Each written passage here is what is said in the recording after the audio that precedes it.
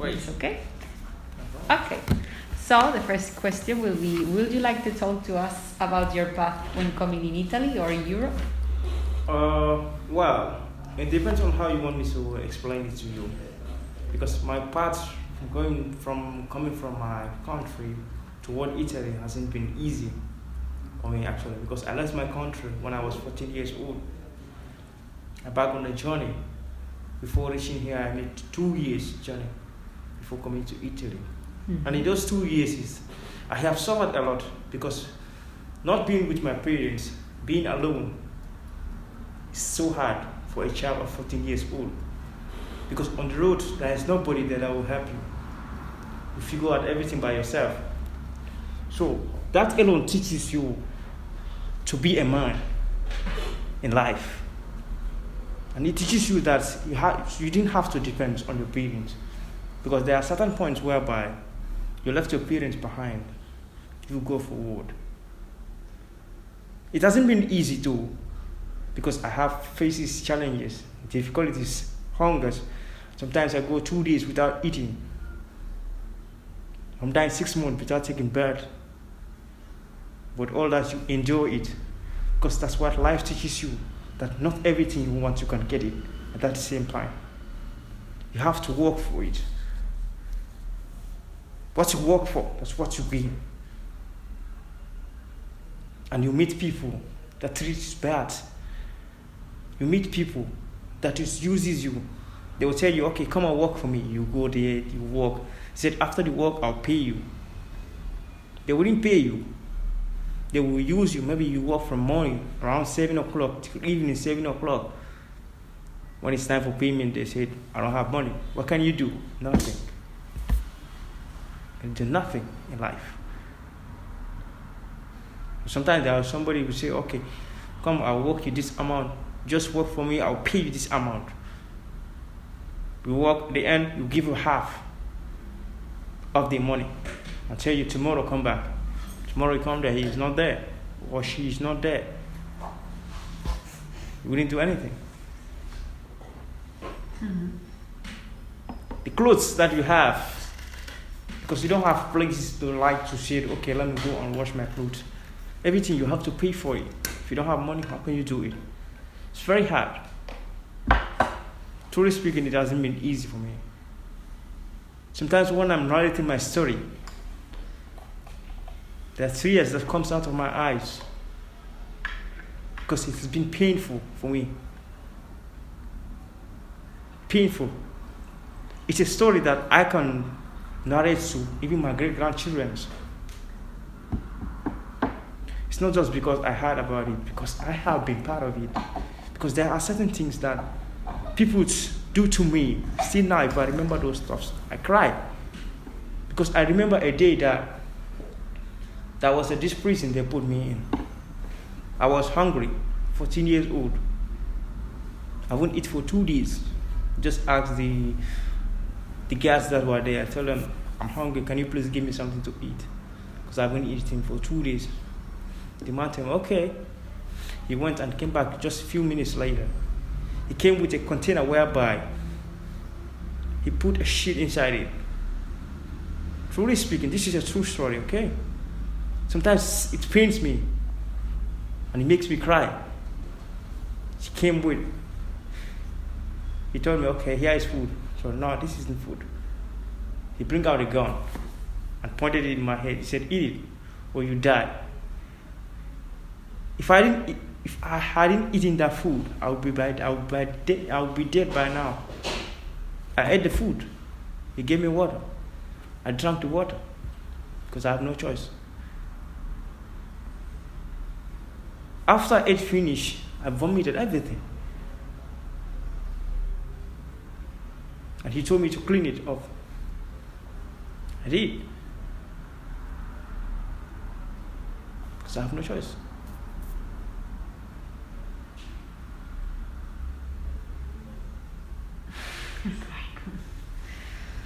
Oh, yeah.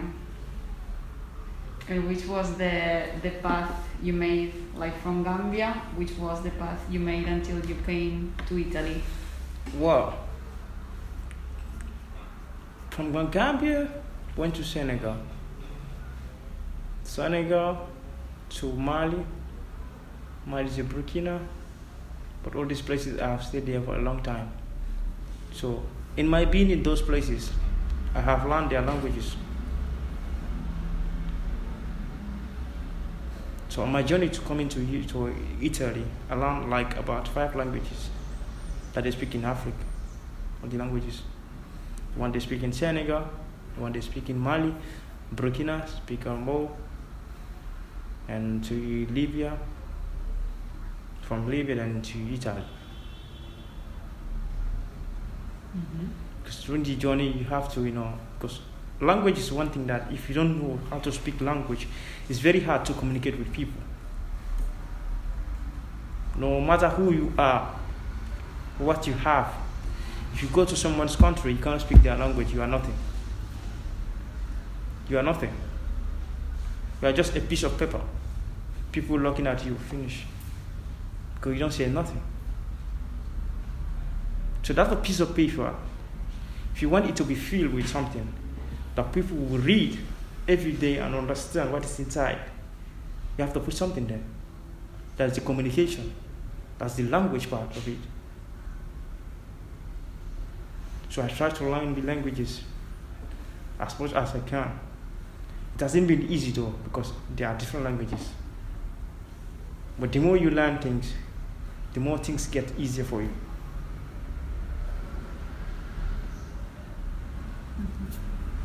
And which were the situations you were in these countries when you passed by Africa? Like, which were the conditions for staying there? Very hard conditions. For example, my country, where I was born and raised up, you can see somebody passing by, a stranger, call him, come and eat. It's not a problem to outside. In my country, Gambia, I'm talking about. You can call you, come and eat, even though they don't know you. Someone can say, okay, come, let me just give you a place to sleep for tonight. But when I left my country, I know that countries are different. People are different. And there are stuffs that we don't eat in our country.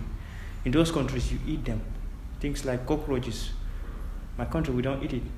We don't eat donkeys. We don't eat dogs. We don't eat insects. But when I left my country, going to other countries in Africa, I found out that they eat all those stuffs. And for me, it was disgusting. Because things that I don't eat, I see people eating them. I continue on vomiting every day. And there are waters that you drink. Though my country, Africa, yes. But Africa is different. Every country has its own cultures. Everybody has its own food. Water, everything is different. Sometimes when people say Africa, they categorize everybody in the same place. No, we are all different. We dress different, we talk different, we do everything different. For me, it was very hard.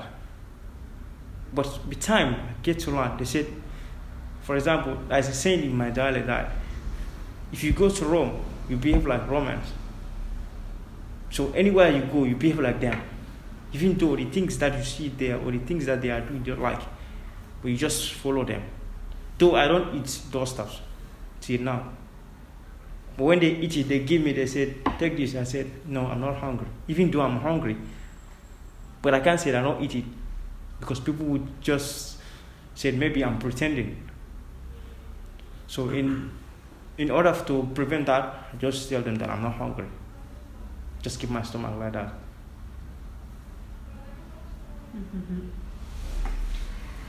And no, but I was meaning more like which were the conditions, like let's say political conditions. Could be like the type of accoglienza. No, it isn't.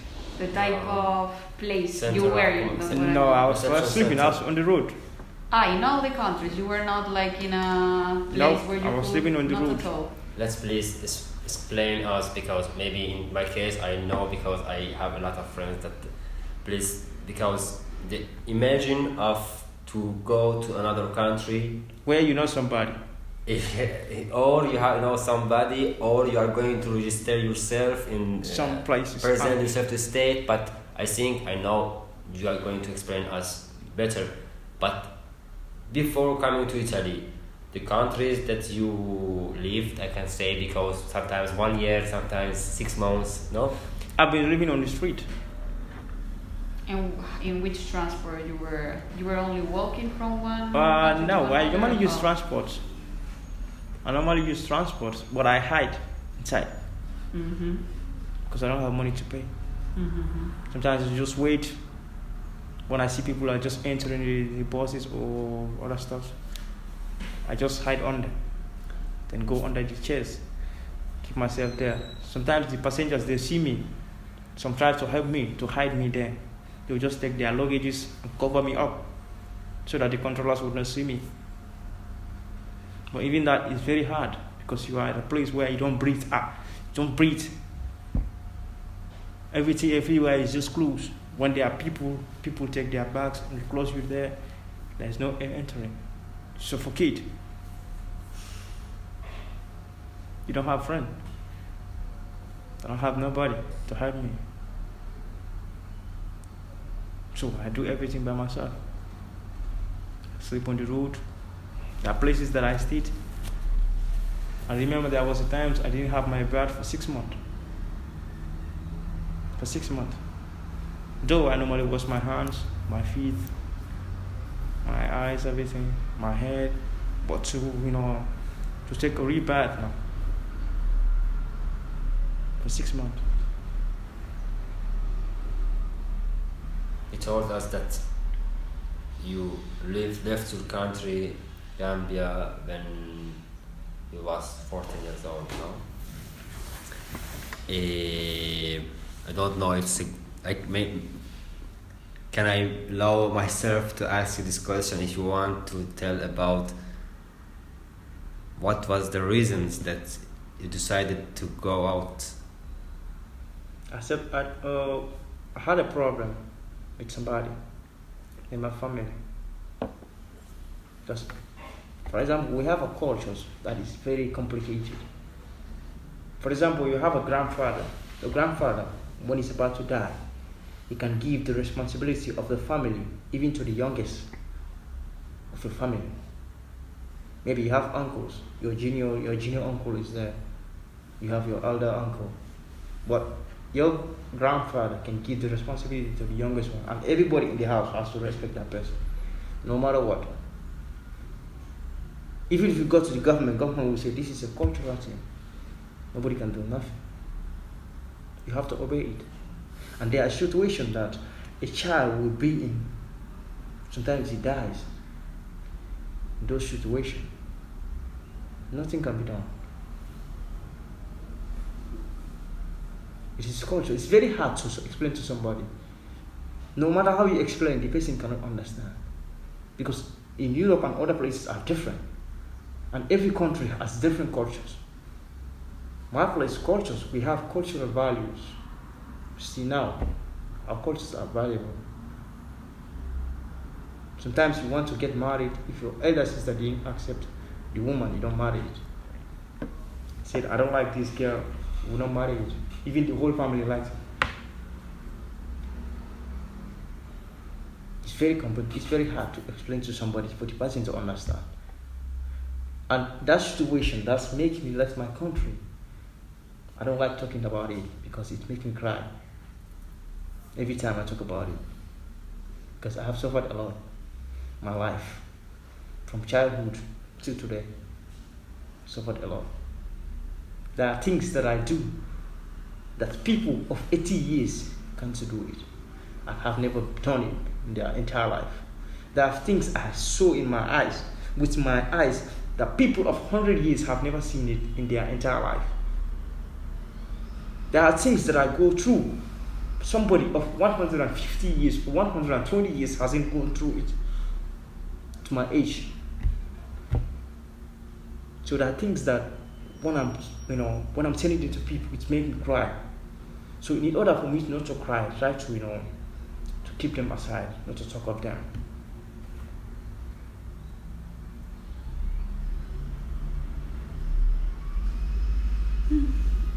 And also, I wanted to ask you about if you wanted to talk to us about the political and social situation and problematics in Gambia. How is more or less the situation now? Well, I'm not into politics. I don't like politics because politics in everywhere is all lies. Everything about politics, I hate it in my life because those politicians, they don't like what people do. The only thing they think is about themselves. They give you fake promises. They just okay, everything's gonna be okay. Fine. You just vote for them. They take you like a piece of shit. They treat you bad. You can do nothing about it. What I can say the situation. They are there, you can't even understand. The president is there. Or every time the president is changing the advice of the country. Advice to the president. Every 2-3 months you change it, you bring another people because this guy didn't trust it. You yourself, people didn't trust you. It's so critical. And there's corruption everywhere. Everywhere, corruption. Everywhere. You don't know who to trust. Is it the police, the government, or the people? The hardship of the country is making other people to turn bad against their own people. Because you go to school, graduate from university, you're supposed to have a job. But somebody that didn't go to school, just because my uncle is working as a member of the cabinet, or my brother is working as a lawyer, he employed me too. So okay, let's take my brother, just join us. While me, that I have been to school for many years, with my certificate sitting down, I'm not doing nothing. The only thing that comes to my mind is, let me go and rob people. For example, in Europe, you go to school, you graduate from university. Obviously, you will find a job. But in Africa, it's very hard. You go to university, you pay a whole lot of money for your entire life. Sometimes some families sacrifice their entire life. They sell all their properties for them to see their children going to university. You go to university, graduate, you come and sit down with your family. It makes some people go insane. It makes people others to be an armed robber. Some people to be thieves. It's not because they like it, but because of the situation of the country. And it's not changing at all. It's not changing at all. Which are some of the main differences you found between the Gambian culture and the Italian culture? Oh, a lot. There's nothing in common. Nothing. There's nothing in common. Everything is different. Might there be some things that make you say, wow, this is so different? I don't know. Apart from the food, of course, that I think is very different. But in because the there is nothing like we can say, maybe Gambia has this same culture with Italian. No, everything is different. Everything. Ways of doing things, ways of eating, ways of talking to people, ways of interacting to people. Everything is different. Where I come from, our culture. That, for example, when I'm talking to somebody, as a child or as a young boy, I'm talking to somebody that is even older than me. I can't look the person into his eyes. You can't? No, it's impossible. It's a lack of respect for where I came from. But here, if you don't look at somebody into his eyes, you don't respect me. It's different. In my country, a woman cannot wear a trouser. But here you see people, they just wear, let's say just a bum short and be walking on the road. Nobody cares. Just see somebody just wear only a singlet, be walking. My country, no, can't do it. And my country, you don't call somebody just by his name. If the person has the same age with your brother or your sister, before you call the person name, you have to put sister this.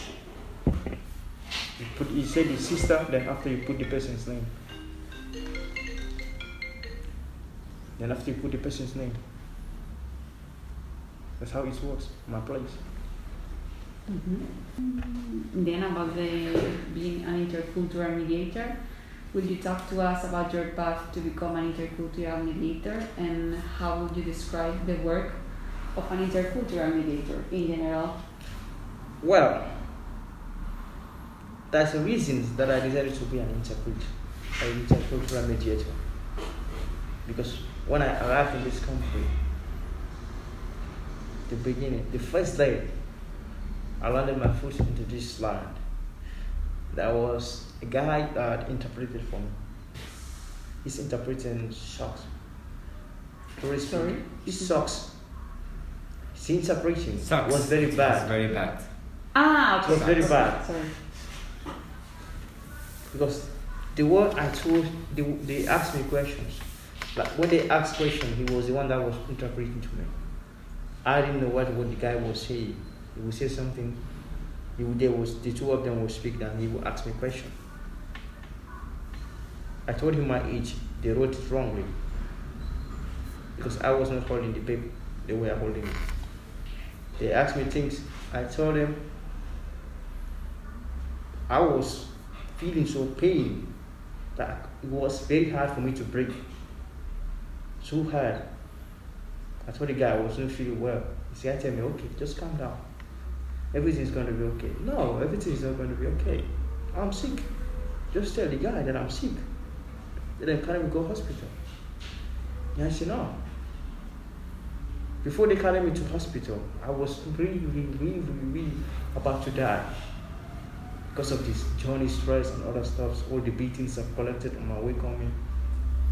I've been in hospital for 2 weeks.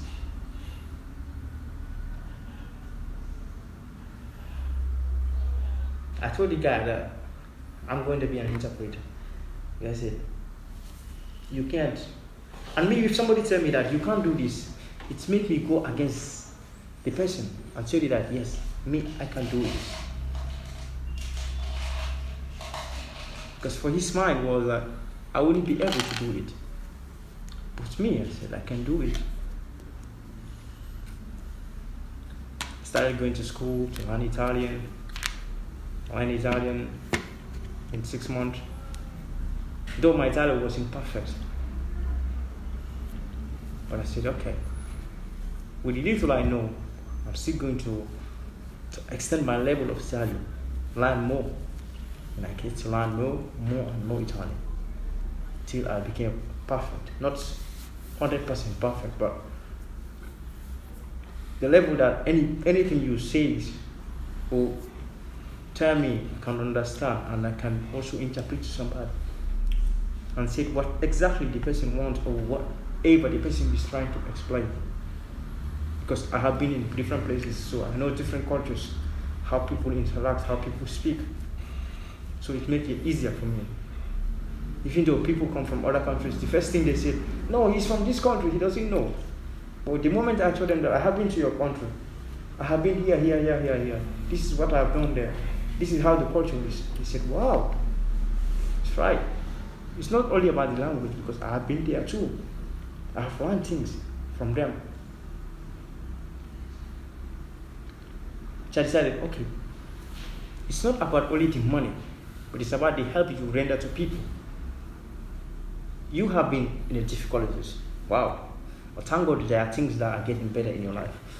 So the steps that you pass by, you can also help people to come forward with the little you have or the little you know. That's what's inspired me a lot. And being that, I was trying to say, okay, but I need to, even though I speak the language, but I need people that will explain things to me better, in a way that I wouldn't be, even though I have a mistake, but it wouldn't be a huge mistake. So I found somebody. I met a guy called Gustav. He told me, now we're trying to do a course if you're interested. With these people how an interpreting should be done, how to be a mediator. I said, wow. They said, wow, it's not 1,000 hours, or it's not a professional one. Maybe that of the university level where you go and go to different countries, go and interpret. But I said, okay, I know many languages, I can try. And I became an interpreter. I thank God that anywhere I go interpreting, people come back. They say, Ousman, we need you back. It's not because I'm the best, but I know how to do it. Because there are people who taught me how it should be done. I'm grateful for that, and I'm grateful for Gustav.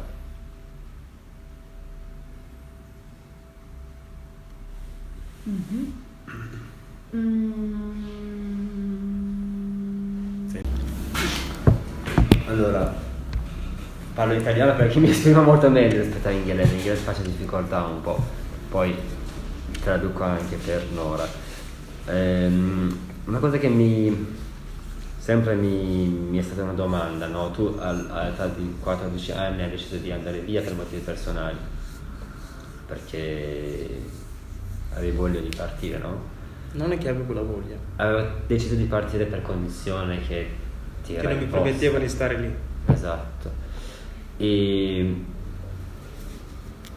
hai fatto un lunghissimo percorso per arrivare qua in Italia, no? Se vuoi dirci un po' come è stato questo percorso per arrivare in Italia, e come mai hai scelto Italia, hai scelto o non hai scelto, sei arrivato, come è stato questo percorso per arrivare in Italia? Io non avevo scelto per venire direttamente qua in Italia. Non avevo scelto, perché se avevo scelto avrei magari cercato di venire direttamente qua. Tu hai capito la domanda, scusa, hai capito la domanda? No. Ok. I asked him that from Gambia to Italy it's a long path to arrive, no? I asked him if he selected to come to Italy, how it happened that he finally arrived in Italy. But please, if you can tell us in English, maybe it's better. No, but I can understand also Italian, as you prefer. Okay, as you prefer. Italiano o inglese, come preferisci? Ditemi voi. English. Just tell me, anyone. For me, it's English. Right. Thank you for your question. Like, I have made a long journey for 2 years before arriving here. If I wanted to come to Italy, that was my intention from Gambia, I wouldn't have made 2 years journey to come here. 2 years journey. Somebody that wants to come to Italy will spend 2 years to live here. No. I was trying to be a place whereby I'll be safe, where I'll be protected from the things that I have left behind.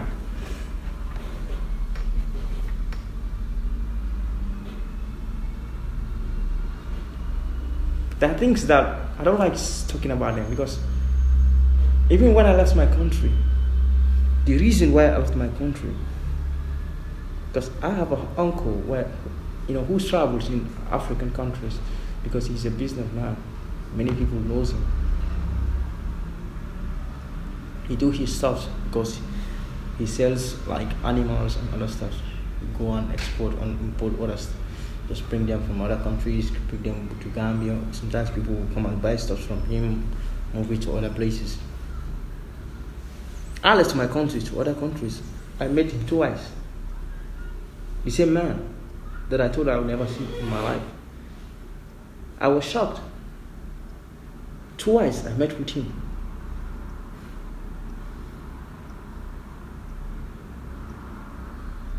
And even those twice, he still follows me. He follows me everywhere. He was telling people, if you just see him, just call me. I need to deal with this boy. Teach him a lesson. What for? I left you in my country. I said, I don't want to. My life is in danger. Let me just leave him. Go to another place. My mom was there. My mother did not have any power. My dad was dumb. He cannot talk. My dad didn't speak. My mom was there. He's just a lady. He can't protect me. Because I told you, the cultures are different. And my father died because of my uncle.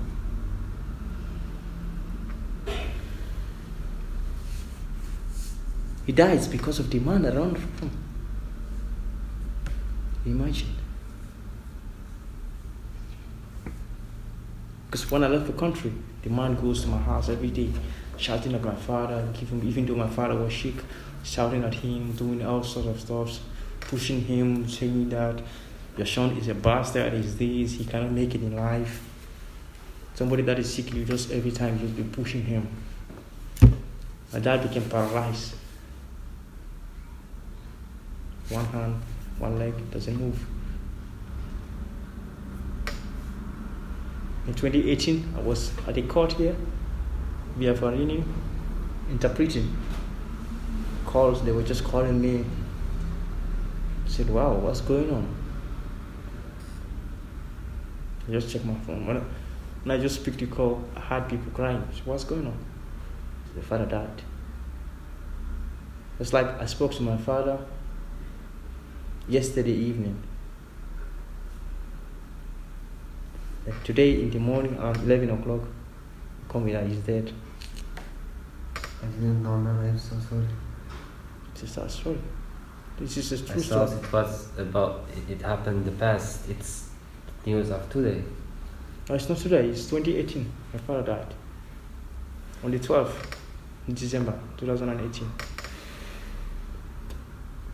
It was painful. As a child, I'll never see my father again. Talked to them, he said, okay. He was coming from hospital, they reach house, the man starts shouting at him again. His blood pressure gets higher, higher, higher before they know it's gone. Dad was paralyzed, one hand was dead. If you permit me, I'll show you some stuff. I have a childhood that is very stressful and so painful. I don't like talking about it. So if